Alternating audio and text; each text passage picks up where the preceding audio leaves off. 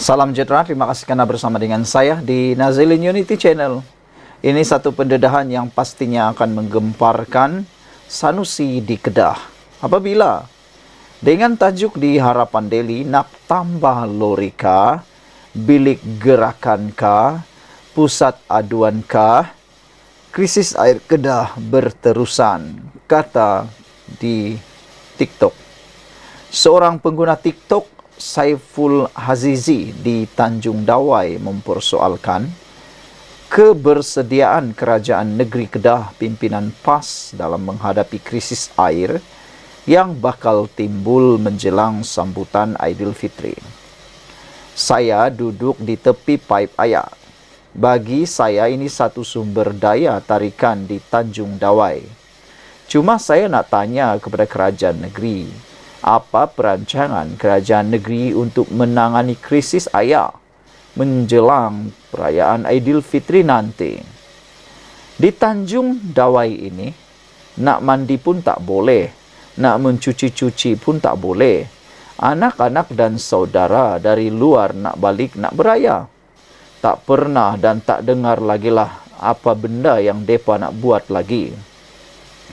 Nak tambah lori kah? Nak buat bilik gerakan kah? Nak menambah pusat aduan kah? Tak ada katanya. Adakah benda ni akan jadi macam itu saja? Soal beliau lagi. Macam mana pun Exco Ayak kata benda ni akan siap dalam masa 2 tahun lagi, iaitu pada tahun 2026.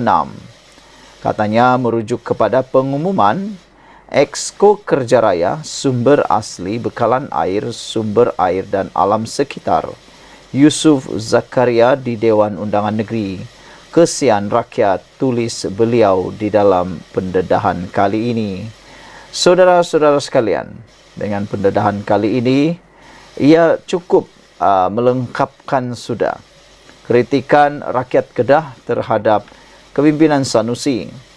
Antara yang juga jadi isu baru-baru ini ialah tentang isu bola sepak. Apabila netizen ataupun peminat bola sepak di Kedah juga turut mempersoalkan tentang apa yang Sanusi sudah lakukan di Kedah, khususnya untuk pasukan bola sepak KDA-FC. Mereka bertanya kepada Sanusi tentang hal itu. Saudara, saya carikan kepada anda isu tentang bola sepak tersebut yang mana mereka begitu jelas menyindir kepimpinan Sanusi, sehingga ada yang berani mengatakan dapat dekat hang semua lingkup penyokong bengang. Sanusi klaim banyak tolong KDA-FC. Laporan ini adalah pada April 7 di Harapan Daily. Penyokong kelab bola sepak Kedah Darul Aman KDA-FC meluahkan rasa tidak puas hati terhadap Datuk Seri Muhammad Sanusi Maknor selepas pasukan mereka dikenakan hukuman pemotongan 3 mata serta denda RM50,000. Ini susulan kegagalan KDA-FC membuat pembayaran penuh tunggakan gaji pemain dari skuad musim lalu selepas diberikan masa untuk menyelesaikan keseluruhan tunggakan gaji berkenan pada 30 Mac lalu. Kata peminat itu, belum pernah lagi terjadi seperti itu. Penyokong Kedah meluahkan rasa tidak puas hati apabila Menteri Besar Kedah mengeluarkan kenyataan bahawa beliau sentiasa menyokong sang kenari. Mereka menganggap Sanusi mengeluarkan kenyataan yang tidak berasas. Kerana jika benar dia membantu, pastinya Kedah tidak berada dalam keadaan sebegini sekarang. Tak pasal-pasal kena potong 3 mata sebelum sepak mula beserta denda iringan RM50,000. Hang pantau kot mana? Soal penyokong bernama Samad Sam. Dapat dekat Sanusi bola lingkup, GLC lingkup, Widad Langkasuka lingkup, Litar Lubah lingkup, LRA lingkup. Dapat dekat dia apa yang tak lingkup? Komen Saha. Habis bungkus di bawah Menteri Bahasa yang sebenarnya tak cerdik pun, kata Khairi. Nanti dia cakap pula, pengurusan KDA itu lintah darat pula. Bila orang cemerlang, datanglah dia ambil kredit, naikkan nama Ulas Muhammad Aznin. Sanusi pada semalam berkata dia sentiasa memberikan bantuan apabila Kedah memerlukan, terutamanya apabila terpaut dengan isu keuangan. Menurut Sanusi, bantuan yang disalurkan menerusi Persatuan Bola Sepak Kedah itu adalah menerusi dana yang lain dan bukannya dari wang kerajaan negeri. Kata Sanusi, selama ini kita bantu melalui KFA. Sampai sekarang KFA bantu dan terbaru kita salurkan beberapa juta ringgit lagi, cuma tak mahu bising, kata beliau. Lepas itu mereka masih kata kita tak tolong. 16 juta ringgit bukan jumlah sikit, kata Sanusi. Kalau bagi anak yatim, bayangkan, tengok, banding bola sepak, mana lebih afdal? Tentulah anak yatim, kata Sanusi semalam. Begitupun penyokong memangkah kenyataannya dan menyifatkan Menteri Besar Kedah itu tidak kompeten sepanjang menggalas jawatan tersebut. Sementara itu, pengerusi Kelab Penyokong Kedah Darul Aman, Nur Hasmadi Hamzah berkata, hukuman yang dikenakan kepada pasukannya menjadi sejarah pahit buat bola sepak Kedah dan mengejutkan penyokong kerana belum pernah terjadi sebelum ini. Dia juga memohon agar kerajaan negeri membantu jika kesulitan ini tidak dapat ditangani pihak KDA FC musim ini. Sekian dulu untuk kali ini. Jangan lupa tinggalkan komen anda. Bye-bye. Salam sejahtera. Terima kasih kerana bersama dengan saya di Nazilin Unity Channel. Saudara-saudara sekalian, kita ingin ucapkan tahniah dan syabas kepada Kerajaan Perpaduan Kerajaan Madani pimpinan Datuk Seri Anwar Ibrahim. Ramai yang cuba memfitnah kerajaan ini, kononnya harga barang meningkat.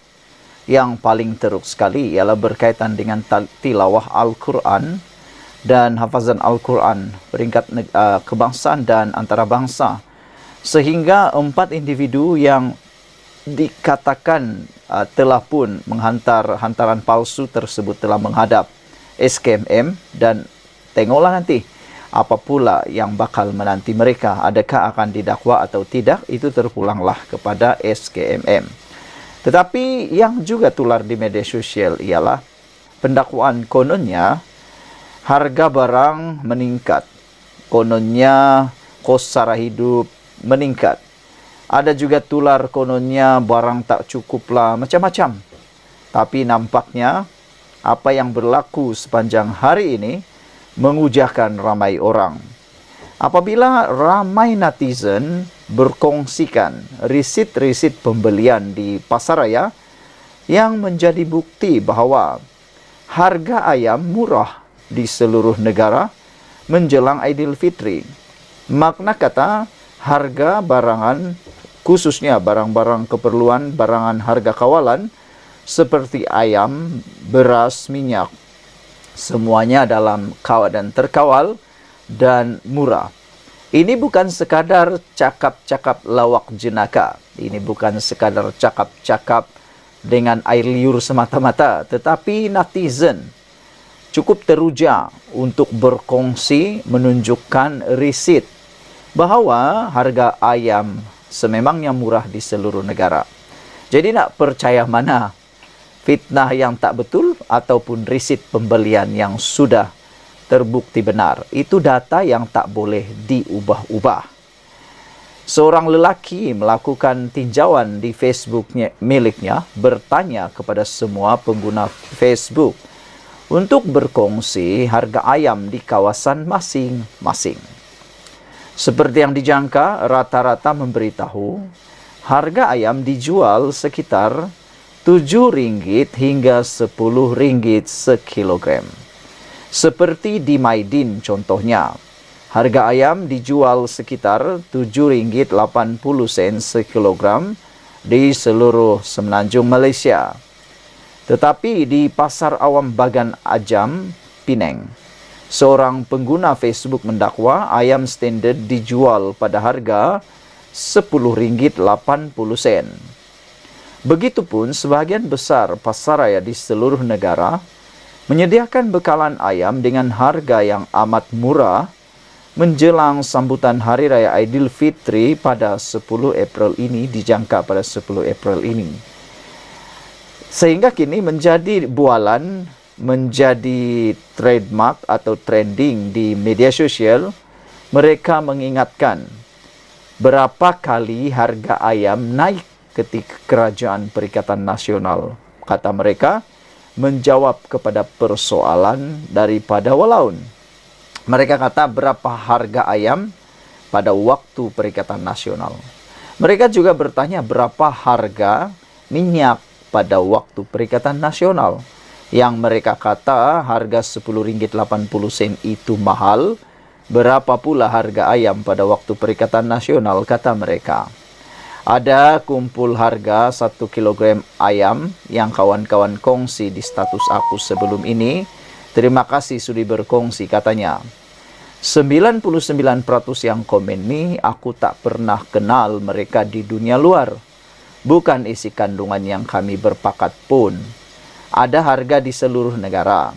Sabah Sarawak saja harga tinggi sikit berbanding Semenanjung. Harga ayam tak melambung musim perayaan, alhamdulillah. Ingat tak harga raya tahun 2021 dan tahun 2022 berapa? Tulisnya di ruangan Harapan Daily. Soal Najib Bakar yang membuat tinjauan harga tersebut. Dia turut memuat naik 40 tangkap layar komentar warganet yang berkongsi harga ayam di kawasan mereka. Setakat ini bukan sahaja ayam, bahkan minyak dan telur juga dijual pada harga yang rendah. Orang ramai berpuas hati dengan usaha kerajaan melakukan pemantauan sehingga tidak berlaku pencatutan harga ketika musim perayaan. Kita nak bagi kredit kepada pihak berkuasa, pihak kerajaan kerana rajin membuat pemantauan pada waktu ini. Kena kerja keras, kata Anwar Ibrahim, supaya dapat membantu rakyat. Jangan duduk saja di kerusi empuk, kata Anwar Ibrahim. Jadi mereka pun bergeraklah membuat pemantauan. Saya yakin dengan apa yang dilakukan ini, pemantauan yang berterusan ini, semua perkara mencatut harga dan sebagainya dapat dielakkan. Sekian dulu untuk kali ini. Jangan lupa ikuti terus ulasan selepas ini dan jangan lupa juga berikan komen anda untuk harga ayam di kawasan anda, harga minyak di kawasan anda. Kita jumpa lagi. Salam sejahtera. Terima kasih karena bersama dengan saya di Nazilin Unity Channel. Hari ini kita bangga dan kagum dengan apa yang dilakukan oleh Ketua Duli Yang Maha Mulia di Pertuan Agong. Beginilah yang kita ingin teladani. Agong membayar zakat 10 juta ringgit. Yang di Pertuan Agong, Sultan Ibrahim membayar zakat berjumlah 10 juta tahun ini.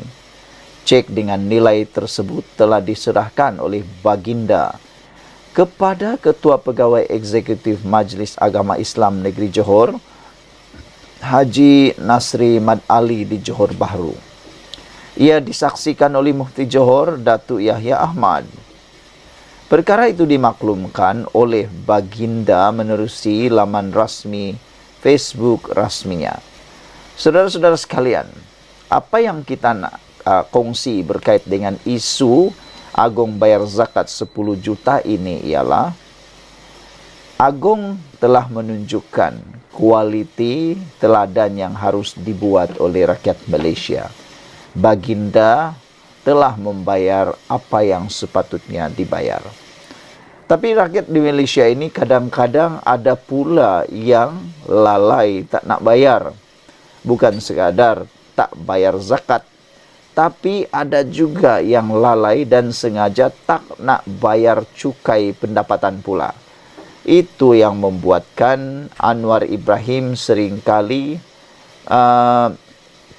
mengecam. Termasuklah orang-orang kaya, tycoon, maha kaya di luar sana.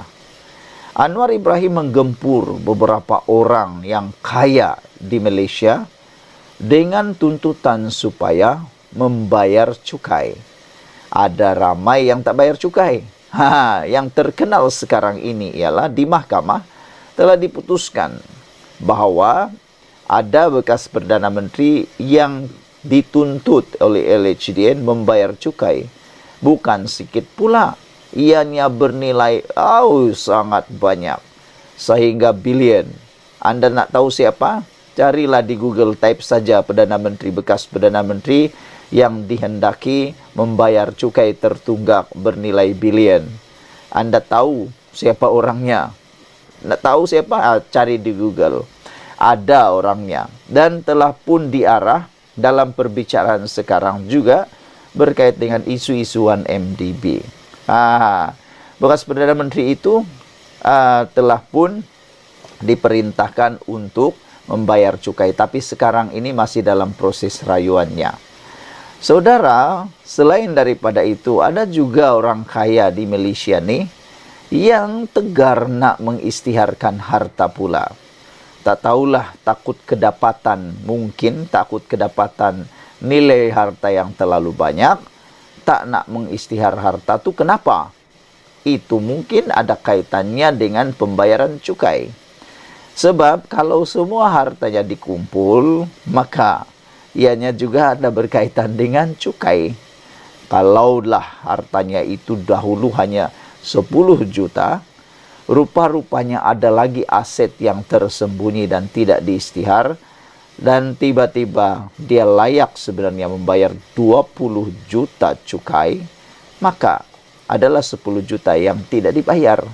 Jadi kalau dihitung-hitung demi hitung, berapalah semua tuh. Inilah kadang-kadang yang menjadi geramnya rakyat apabila kalau rakyat nih konform terpaksa membayar cukai sebab wajib.